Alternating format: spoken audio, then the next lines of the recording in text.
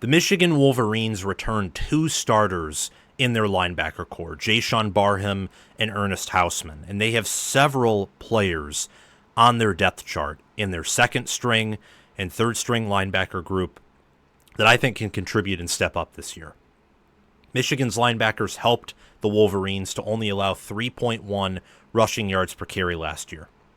A top 10 rushing defense, and in playing one of the toughest regular season schedules and not having much of an offense to help them, I imagine that in reality, Michigan's rushing defense was top 5, if not better than that. Looking at this unit, you have Jaishawn Barham coming back, and the impact of this room really centers around the two starters in Barham and in Hausmann, where Barham is a linebacker with the size and skills to play edge, so 6'3", 248 pounds. And then out of high school, he was nearly a top 100 player, went to Maryland, was a freshman All-American. Then after the 2023 season, he decides to transfer to Michigan. It's a rough start where he's constantly out of position. Looks like he doesn't know the playbook or really all that's going on. But as the season progresses, he improves. He really begins to mesh with the defense. He learns Martindale learns him type thing. And now he comes back. Last year he had a 67.8 PFF grade with over 600 snaps. And many inside Michigan circles expect him to have a breakout year. Again, he can play edge. The staff has discussed that. He can also just be a normal linebacker, so you have a lot of versatility there. And then Hausmann is steady. You know, he was on the team in 2023, played a lot for that national championship team, played a lot last year. He had a 67.8 PFF grade as well with over 700 snaps. Before we resume this segment, please take a few seconds of your time to make sure you have liked the video, subscribe to the channel, hit the notification bell for the channel and for any team podcasts and playlists linked in the description, and also comment your thoughts down below in the comment section and join my Discord server via the description.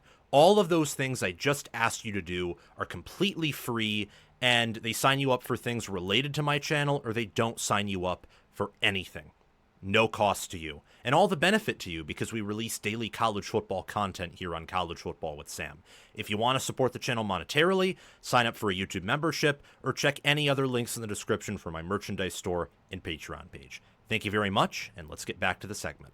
6'2", 235 pounds, 88 overall, high 3 of high school that started at Nebraska, then transferred to Michigan. I think he's more of a prototypical linebacker. He's just more steady. That's a really nice duo to have at linebacker there, where both are seniors, both are well-sized, but Barham is, freak athleticism, really good size. I mean, 6'3", 248 is the size of some edge players who are outside linebackers, who are more so like modern DNs, I guess is the best way that I can put it. DNs, not traditional, where you have your hands in the ground, you're a little bit bigger. I mean, think of like Jack Sawyer, JT Tuimoloau, or I know that Michigan, like Aiden Hutchinson, for example, but you're kind of hybrid between outside linebacker and DN there. I mean, Barham really is that athletic, that big. I wonder how good he's going to be this year, but we can talk about that a little bit later. That skill set really helps. The experience, having a combined over 1,300 snaps on your starting linebackers coming back is absolutely huge, especially since they're the quarterback of the defense. So the green stamp, like the green sticker, the player who communicates to the rest of the defense what the staff is communicating to him through the earpiece, those are typically linebackers, the players who get that. And I forget if it was Barham or Hausmann last year. I probably should know that, but it's something that was just instituted last year in 2024. It's nice to have the same guy who was making adjustments to the defense and commanding the defense on the field. It's nice to have him back again, and Michigan gets that back. Jimmy Rolder is the backup to Jaishawn Barham. He's 6'2", 240 pounds, low-level 4-star of high school. He had 200 snaps last year with an impressive 83 PFF grade. Definitely adds depth. He's a senior, so after this year, Michigan may have to look to the portal to get a starting caliber linebacker, because losing 3 of your top 3 linebackers after 1 year is something that most teams, if not any team in the modern era, could just recover from like that. Pretty bad snap there. But Michigan this year has a plethora of depth, a lot of snaps returning, a lot of experience, and also a lot of talent. You get Cole Sullivan and Troy Bowles are also some names to look at, along with Jaden Hood. Sullivan and Bowles had limited snaps. Both are, above 6 foot, above 220 pounds. Bowles was rated highly out of high school, not rated highly in the portal. Sullivan was rated as a high-level 3-star in his high school recruiting class. The leadership, the skill set, the depth is something that should make Michigan fans optimistic about this unit, and they pile on the defensive line as well. So think about this. Michigan's defensive line does not have Mason Graham or Kenneth Grant anymore, nor Josiah Stewart. They'll probably take a step back in 3 of 4 of their starting defensive line positions. Their starting D-line won't be as good. I can say that with confidence. However, Martindale and Michigan's defense have been pretty clear that they think they can rotate 10 guys. Very adamant in that. So you're getting into rotating through your 3rd string defensive line. A lot of depth there. A lot of depth for Michigan. I think especially at defensive tackle, they have a ton of depth. And they also have plenty of quality there, too, along with the defensive end position. D-end's just not as stacked as D-tackle is, in my mind, with capable, playable, impactful bodies. They're going to be up there, and they're going to be fresh almost all the time with how much players they have. And then behind them, you have 3 Big Ten caliber linebackers, and if someone breaks out, maybe you have 4 or more. And Barham and Hausmann are veterans. They're athletic, especially Barham on that front, and they can just pile onto what the defensive line does. And now that they've gotten better at being in position, learning the playbook, that now that you have some cohesion on the defense, more cohesion on this defense than you did last year's defense, I think that the defensive front has the potential to maybe be better overall, although I wouldn't go that far. I don't think you will have the same low floor that you did early last year, where if teams were able to get past the defensive line, well, it was home run hitting, where the defensive line was elite, but linebacker and defensive back struggled mightily. We're not talking about defensive back here, but linebacker should be better, and that will help the defensive line. In run defense, in pass rush, pass defense, we'll see. These linebackers were not very strong in straight up defending the pass last year in coverage, especially Barham, but we'll have to see there. I would expect improvement with how much is coming back, and they finished strong, which I already mentioned, we already talked about, that one area of the 2024 Wolverines that should definitely improve this year is linebacker. They improved throughout 2024, and everyone comes back. Everyone of significance comes back for this 2025 team at the linebacker position. So that's interesting. It's a good sign. They should take steps forward. I personally do have questions. I don't know what the ceiling of this room is. I mean, they are old, and it's not like they have anyone who was recruited and developed by Michigan for all 4 years who was an absolute monster coming out of high school. So there are some questions. However, the defensive scheme is good. I think the defensive coordinator is good. I love the D-line outlook. DB should be better. Again, you don't have Will Johnson, but Michigan played most of the season without Will Johnson. And everyone comes back at linebacker. You're starting 2, and then your backup who had the most contribution last year, your strongest backup, they come back. So the experience and depth, I'd say, almost guarantee improvement here. And when you look at the schedule, I talked about this with Michigan's defensive line in a different segment. Who on this schedule is going to have an offensive line or running backs or heck, I'd even say tight ends. We can even mention tight ends. That might be a different story because I don't think this group is as good at pass coverage as they are at just straight up tackling or pass rush.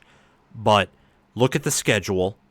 You got New Mexico, Oklahoma, Central Michigan, Nebraska, Wisconsin, USC, Washington, Michigan State, Purdue, Northwestern, Maryland, and Ohio State.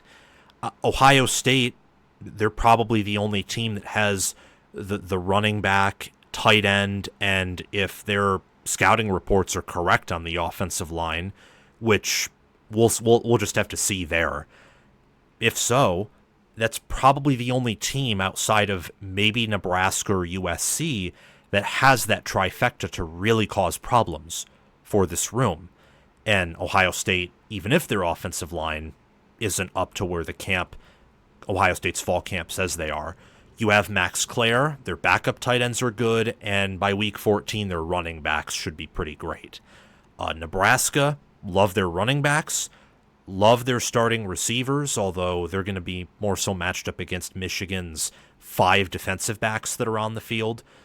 In relationship to offensive lines in not running the football, but in pass protection, Barham, because he's going to be the blitzing linebacker, I'd say that Barham's ceiling is incredibly high. So if he plays to his ceiling, it wouldn't shock me if any offensive tackle that he were to match up with, he'd have an advantage against, or any offensive lineman he faces.